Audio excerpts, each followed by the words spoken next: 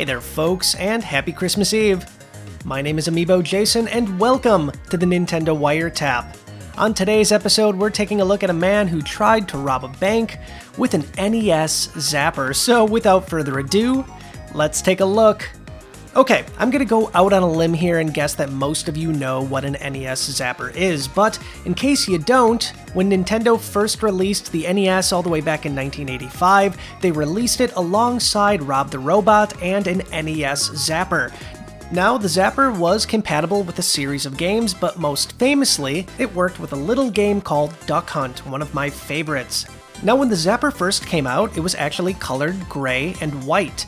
Now, even back then, Nintendo knew this probably wasn't the best idea. I mean, they probably thought somebody would, I don't know, rob a bank with it? So, in later batches, Nintendo recolored the Zapper from gray to orange, in an attempt to make sure something like that never would happen. But here we are in 2018, and a man from Mexico has actually taken an NES Zapper, cut off the cord, wrapped it up with black tape, and robbed a bank. Now, there is good news to this story. Now, he did get away with the money, at least for a little bit, but Mexican authorities did catch up to him, and he has since been arrested.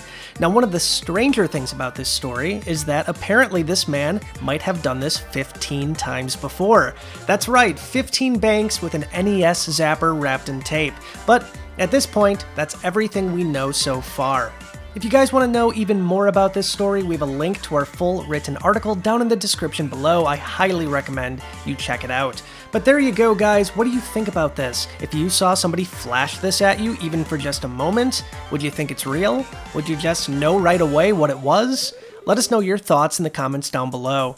And that's going to wrap up this Christmas Eve edition of the Nintendo Wiretap. I hope each and every one of you have a fantastic holiday season, and I'll be back very, very soon with even more episodes. But until then, you know the drill. Stay wired in. Bye, guys.